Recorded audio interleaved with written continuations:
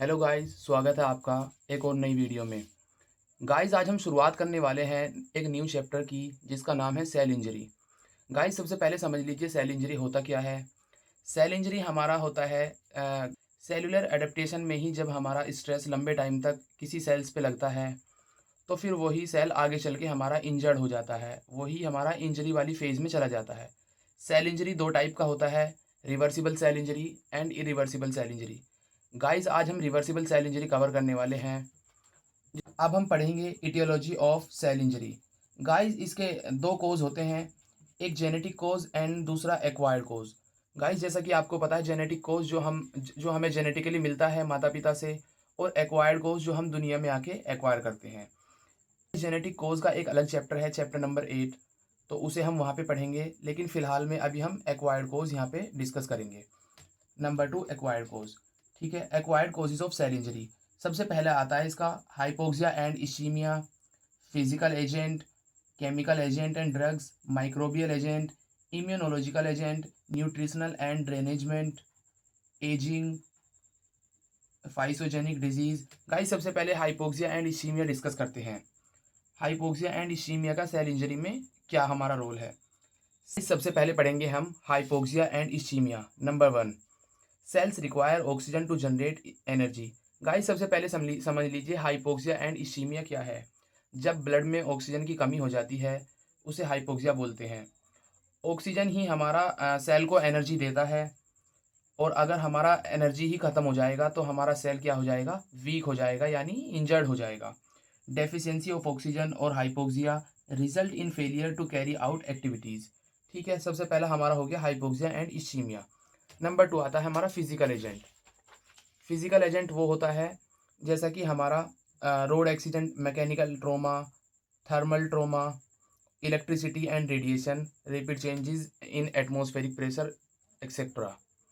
ठीक है, नंबर 3 आता है हमारा केमिकल एंड ड्रग्स। गाइस, कोई स्ट्रॉन्ग एसिड या फिर alkalis, environment pollution, insecticide and pesticide आदि हमारा लेने से क्या हो जाता है, हमारा सेल इंजर्ड हो जाता है। गाइस, अभी हम बेसिक कवर कर रहे हैं, इसका इम्पोर्टेंट इसका पार्ट अभी आगे आने वाला है। प्लीज़ थोड़ा सा पेशेंस रखिए, अभी आगे आगे आपको समझ आ जाएगा। नंबर 4 आता है microbial agent. Injuries by microbe include infection caused by bacteria, virus, fungi, protozoa, other parasite. ठीक है, किसी माइक्रोब या बैक्टीरिया के द्वारा दिया गया इंजरी हमारा माइक्रोबियल एजेंट के अंदर आता है। Immunologic agent protect the host again, जैसे hypersensitive reaction, autoimmune disease. और नंबर 6 हमारा आता है न्यूट्रिशनल ड्रेनेजमेंट, जिससे हमारा न्यूट्रिशन की कमी हो जाती है तो सेल हमारा वीक हो जाता है। इसमें न्यूट्रिशनल डेफिशिएंसी के अंदर हमारी कुछ डिजीज़ आती हैं, एनीमिया, मरासमस, क्वाशियोरकर। और न्यूट्रिशनल एक्सिस की भी डिजीज़ होती हैं। गाइस, न्यूट्रिशनल एक्सिस की भी हमारी डिजीज़ होती हैं, ओबेसिटी एंड हाइपर सेंसिटिविटी। ठीक है गाइस, वो तो था उसका बेसिक। अब हम इसका कवर करेंगे इम्पोर्टेंट पार्ट, जो कि हमारा शुरू होता है पैथोजेनेसिस ऑफ सेल इंजरी। तो पैथोजेनेसिस ऑफ सेल इंजरी में जैसे कि मैंने पहले आपको बताया था, सबसे पहले आता है इसका टाइप्स। टाइप्स में इसका 2 टाइप्स का होता है, reversible cell injury, number 2 irreversible cell injury. सबसे पहले आज हम कवर करने वाले हैं reversible cell injury. Guys, reversible cell injury का 5 मैकेनिज्म होता है जिसे हम स्टेप बाय स्टेप पढ़ेंगे। नंबर 1 होता है हमारा एटीपी डिप्लीशन, नंबर 2 होता है हमारा mitochondrial damage, and number 3 loss of calcium homeostasis, number 4 defects in membrane permeability, and number 5 ROS यानी फ्री रेडिकल इंजरी, हमारा रिएक्टिव ऑक्सीजन स्पीसीज भी इसको बोलते हैं। सबसे पहले हम पढ़ेंगे एटीपी डिप्लीशन।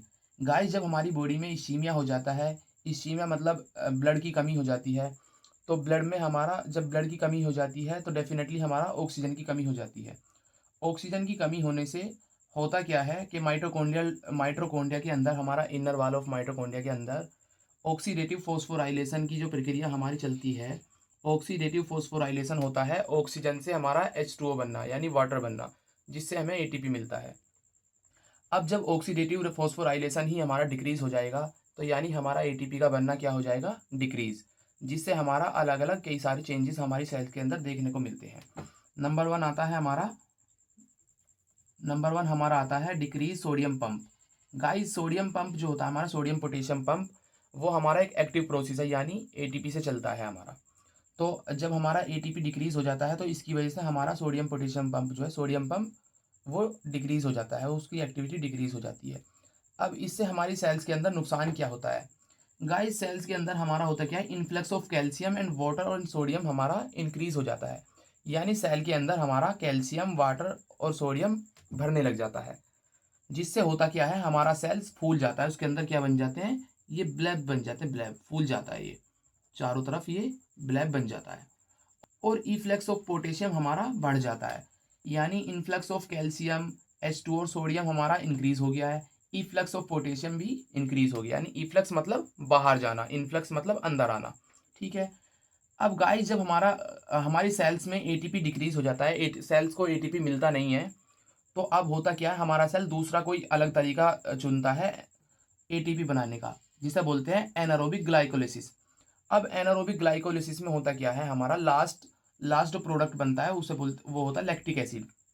जैसा कि ये नाम में ही इसका एसिड है, तो ये एसिड क्या करता है, हमारा पीएच डिक्रीज कर देता है, और ज़्यादा पीएच को डिक्रीज कर देता है।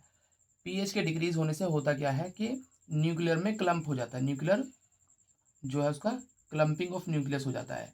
ठीक है। अब नंबर 3 होता क्या है, एटीपी लॉस ऑफ एटीपी की वजह से होता क्या है, डिटैचमेंट ऑफ राइबोसोम हो जाता है। राइबोसोम जो है हमारा डिटैचमेंट होने लग जाता है, उसका डिटैच होने लग जाता है, जिससे हमारा प्रोटीन सिंथेसिस नहीं हो पाता।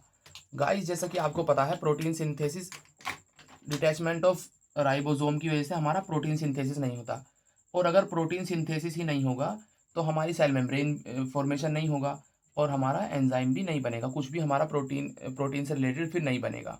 ठीक है। अब इसका हम एक बार फ्लो चार्ट पढ़ लेते हैं।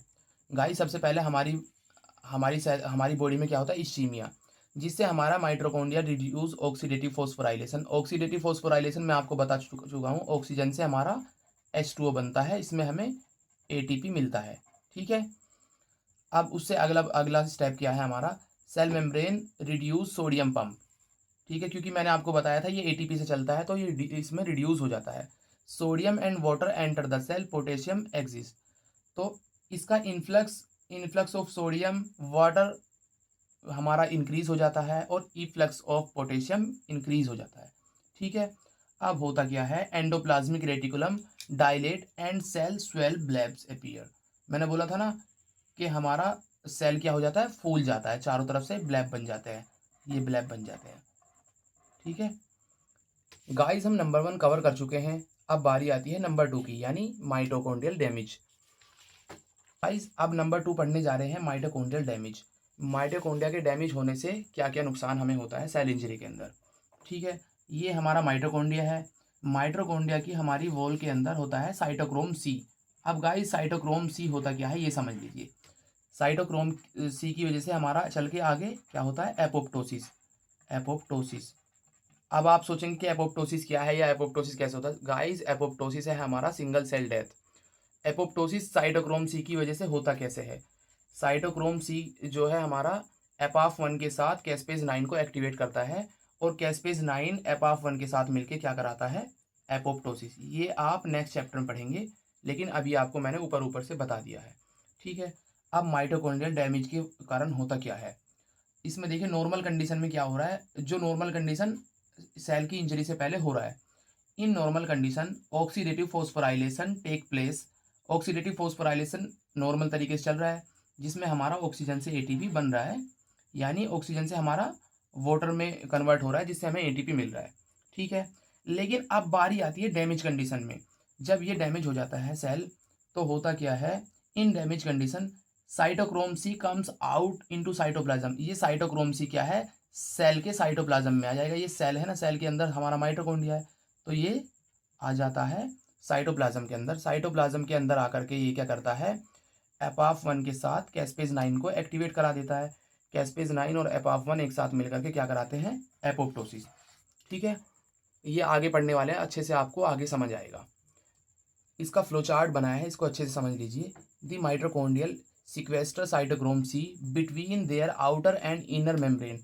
ठीक है। ये है हमारा माइटोकॉन्ड्रिया, ये इसका आउटर वॉल और ये इसका है इनर वॉल। आउटर वॉल और इनर वॉल के बीच में हमारा होता है साइटोक्रोम सी। तो ये क्या करता है, हमारा डैमेज होने की वजह से माइटोकॉन्ड्रियल डैमेज हो जाता है, उसकी वजह से ये हमारा साइटोप्लाज्म के अंदर आ जाता है। Increase permeability of the outer mitochondrial membrane, जिससे हमारा लीकेज होता है और साइटोक्रोम सी साइटोप्लाज्म के अंदर आ जाता है और वो क्या करा देता है, एपोप्टोसिस, एपाफ1 और कैस्पेज 9 के साथ मिलकर के एपोप्टोसिस करा देता है। ठीक है, अब आती है डैमेज कंडीशन में क्या होता है। डैमेज कंडीशन में देख लीजिए, नॉर्मल होता क्या है, हमारा ऑक्सीजन से वाटर बनता है और इसमें हमें एटीपी मिलता है। ये है हमारा विदाउट डैमेज नॉर्मल कंडीशन में। लेकिन एबनॉर्मल में देखिए क्या होगा, जब डैमेज होगा तो उससे क्या होगा, ये तो है नॉर्मल ऑक्सीडेटिव फोस्फोराइलेशन, लेकिन अब होगा abnormal oxidative phosphorylation. Abnormal oxidative phosphorylation क्या करता है, हमारा फ्री रेडिकल्स बनाता है। फ्री रेडिकल्स नॉर्मल में बनते हैं, लेकिन फिर नॉर्मल में ये एलिमिनेट हो जाते हैं। इनको एलिमिनेट करने के लिए हमारी बॉडी में गॉड ने एंजाइम दिए हुए हैं, लेकिन एबनॉर्मल में क्या है, ये फ्री रेडिकल्स एलिमिनेट नहीं हो पाते, हमारी बॉडी से बाहर नहीं निकल पाते हैं और फिर ये फ्री रेडिकल्स आगे चल के हमारी सेल की डेथ कराते हैं। कैसे? फ्री रेडिकल साइटोप्लाज्म डैमेज करता है, एक हमारा सेल मेम्ब्रेन डैमेज करता है और एक हमारा न्यूक्लियस डैमेज करता है। ठीक है, जब साइटोप्लाज्म डैमेज हो जाएगा, सेल मेम्ब्रेन डैमेज हो जाएगा एंड न्यूक्लियस डैमेज हो जाएगा, तो सेल का मरना तो तय है, यानी यमराज उसे दिख चुके हैं। ठीक है गाइस, अभी तक हम 2 मैकेनिज्म अपना कवर कर चुके हैं। अब बारी आती है number 3, loss of calcium homeostasis. ठीक है, अब समझ लीजिए लॉस ऑफ कैल्शियम होम्योस्टेसिस होता क्या है। गाइस, जब जब भी कोई इंजीरियस एजेंट आता है हमारी सेल के ऊपर, तो इससे होता क्या है, तो ये क्या काम करता है, सेल्यूलर परमेबिलिटी को बढ़ा देता है, लीकेज कर देता है। और आप एक बात समझ लीजिए, कैल्शियम हमारा 99% एक्स्ट्रा सेलुलर प्रेजेंट होता है, यानी सेल के बाहर। जैसे ही इंजीरियस एजेंट आता है और सेल्यूलर परमेबिलिटी बढ़ती है, तो कैल्शियम करता है क्या है, ये अंदर आना शुरू हो जाता है। जो 99% कैल्शियम हमारा आउटसाइड ऑफ द सेल है, वो अंदर आना शुरू हो जाएगा। और अंदर माइटोकॉन्ड्रिया के अंदर भी कैल्शियम होता है, वो कैल्शियम भी क्या है, डैमेज होने की वजह से बाहर आ जाता है। स्मूथ एंडोप्लाज्मिक रेटिकुलम का कैल्शियम बाहर आ जाता है। ठीक है, एक्स्ट्रा सेलुलरली कैल्शियम, माइटोकॉन्ड्रिया का कैल्शियम और स्मूथ एंडोप्लाज्मिक रेटिकुलम का कैल्शियम एक साथ मिलकर के क्या करता है, साइटोसोलिक कैल्शियम लेवल बढ़ा देता है, यानी सेल के अंदर का कैल्शियम लेवल क्या कर देता है, बहुत ज़्यादा बढ़ा देता है। साइटोसोलिक कैल्शियम लेवल बढ़ने की वजह से ये क्या काम करता है, सेल के अंदर हाइड्रोलाइटिक एंजाइम होते हैं, उनको एक्टिवेट कर देता है। वो इनएक्टिव फॉर्म में हमारी सेल के अंदर प्रेजेंट रहते हैं, लेकिन ये क्या काम कर देता है, उनको एक्टिवेट कर देता है। अब हाइड्रोलाइटिक एंजाइम होते कौन कौन से हैं, एक होता है हमारा फोस्फोलाइपेज, प्रोटीएज, एंडोन्यूक्लिएज एंड एटीपेज। ठीक है, अब फोस्फोलाइपेज का काम क्या है समझ लीजिए। फोस्फोलाइपेज क्या है, हमारा फोस्फोलिपिड पे हमारा एक्ट करता है, यानी फोस्फोलिपिड यानी प्लाज्मा मेम्ब्रेन पे हमारी एक्ट करता है। प्रोटीएज का काम क्या है, प्रोटीएज क्या करता है, disruption of membrane and cytoskeleton protein, ये प्रोटीन और साइटोस्केलेटन पे काम करता है। ये दोनों ही यानी हमारा सेल मेम्ब्रेन को डैमेज करते हैं। ठीक है, एंडोन्यूक्लिएज जो है हमारा न्यूक्लियस को डैमेज करता है, न्यूक्लियस पे काम करता है, इसके नाम में ही क्या है, न्यूक्लिएज। एटीपेज जो है हमारा, वो एटीपी को डिप्लीशन कराता है। एटीपी डिप्लीशन आप पीछे पढ़ चुके हैं, एटीपी डिप्लीशन की वजह से फिर क्या क्या होता है आपको पता है। ठीक है,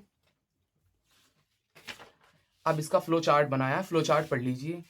ऐसे ही इंजीरियस एजेंट कोई आता है तो होता क्या है, इंजीरियस एजेंट के आने से सेलुलर परमेबिलिटी बढ़ जाती है। सेलुलर परमेबिलिटी बढ़ने की वजह से कैल्शियम बाहर का अंदर आ जाता है। देखिए, influx across the plasma membrane, ये इंक्रीज हो जाता है, इनफ्लक्स हमारा across the plasma membrane.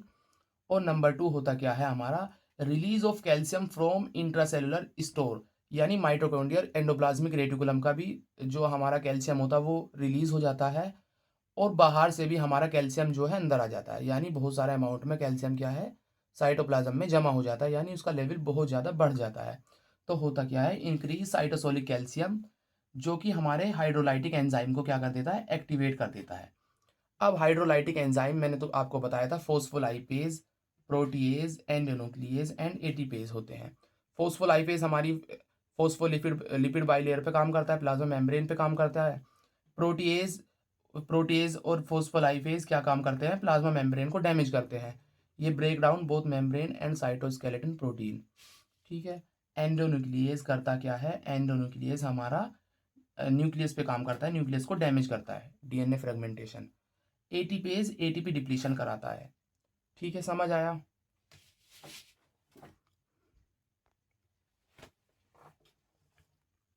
Guys number 4 समझ लीजिए मैकेनिज्म का। Number 4, defect in membrane permeability.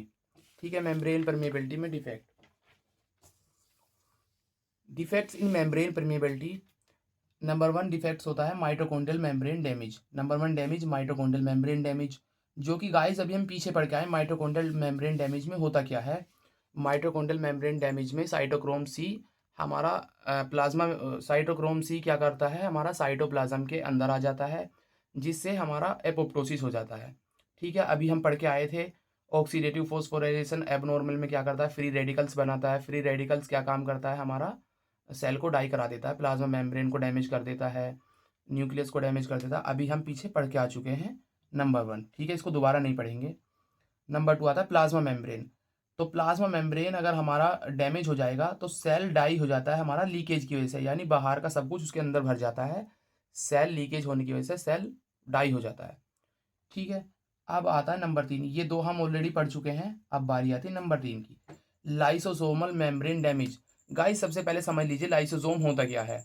Lysosome हमारा होता है सुसाइडल बैग भी इसको बोलते हैं, जिसके अंदर हाइड्रोलाइटिक एंजाइम हमारे स्टोर होते हैं। हाइड्रोलाइटिक एंजाइम यानी एंडोन्यूक्लियस, फोस्फोलाइपेज, एटीपेज, अभी आपको पीछे में बता चुका हूँ। ठीक है, लाइसोसोमल मेम्ब्रेन डैमेज क्या करता है, it's also called suicidal bag. ठीक है, contain enzyme protease, endonuclease, phospholipase and ATPase.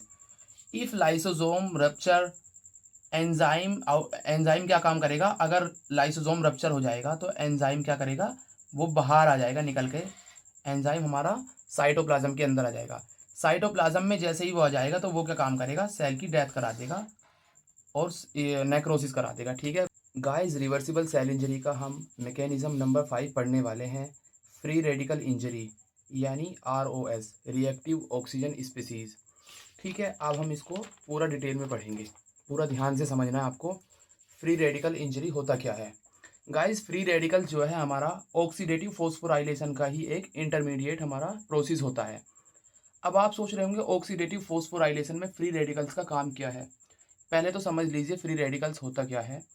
ये बहुत ज़्यादा रिएक्टिव ऑक्सीजन स्पीसीज होती हैं जो कि हमारा सेल को क्या मार देती हैं, सेल डेथ करा देती हैं। अब आप सोच रहे होंगे कि सेल डेथ करा देती है तो फिर ये सेल में कर क्या रही है। पहले सुन लीजिए, जो हमारा ऑक्सीडेटिव फोस्फोराइलेशन होता है उसी का इंटरमीडिएट होते हैं हमारे फ्री रेडिकल्स। फ्री रेडिकल्स जान लीजिए, फ्री रेडिकल्स के अंदर आते क्या क्या हैं। सबसे पहले हमारा आता है super oxide, hydrogen peroxide and hydroxyl ion. Guys ये है हमारा पूरा ऑक्सीडेटिव फोस्फोराइलेशन, ऑक्सीजन से वाटर बनने की प्रक्रिया। इसमें हमें बीच में एटीपी प्रोड्यूस होता है, एटीपी मिलता है। ठीक है, इंटरमीडिएट हमें क्या होता है, एटीपी प्रोड्यूस होता है। उसी के इंटरमीडिएट हमारे प्रोडक्ट हैं फ्री रेडिकल्स। ठीक है, free radicals are intermediate products of oxidative phosphorylation. ठीक है, free radicals taking place in every cells of body because every cells have mitochondria.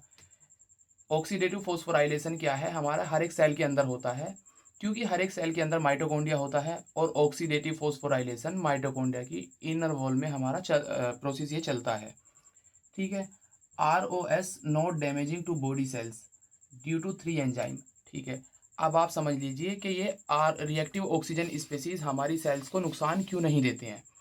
जब ये हमारी सेल्स के अंदर प्रेजेंट होते हैं, हर एक बॉडी सेल के अंदर होते हैं, तो फिर ये सेल को नुकसान क्यों नहीं देते हैं, सेल डैमेज क्यों नहीं करते हैं। पहले सुन लीजिए, सेल के रिएक्टिव ऑक्सीजन स्पीसीज के साथ साथ गॉड ने हमारी बॉडी में क्या दिया है, इसको एलिमिनेट करने का एंजाइम दिए हुए हैं जो इसको एलिमिनेट करते रहते हैं साथ के साथ। ठीक है, एंजाइम का नाम सुन लीजिए, सुपर ऑक्साइड डिसम्यूटेज यानी SOD इसको बोलते हैं, ग्लूटाथायोन पेरोक्सीडेज और एक होता है केटलेज। ये 3 एंजाइम का काम क्या है, ये तीनों एंजाइम ROS को एलिमिनेट करते हैं साथ के साथ, तो इसी वजह से वो क्या है, डैमेज नहीं करता है। अब ये पूरा प्रोसेस जान लीजिए, ये हर्ष मोहन बुक से मैंने उठाया है। ये है ऑक्सीडेटिव फॉस्फोराइलेशन। ऑक्सीडेटिव फॉस्फोराइलेशन में हमारा O2 से H2O बन रहा है और O2 से H2O बनने के बीच में हमारा ATP हमें प्रोड्यूस हो रहा है। ठीक है, तो O2 से सबसे पहले कन्वर्ट होगा सुपर ऑक्साइड, सुपर ऑक्साइड से हाइड्रोजन पेरोक्साइड, हाइड्रोजन पेरोक्साइड से हाइड्रोक्साइल आयन, और फिर बनता है हमारा वाटर। ऑक्सीजन से सुपर ऑक्साइड बनने में हमारा क्या होता है, एक इलेक्ट्रॉन डोनेट हो जाता है।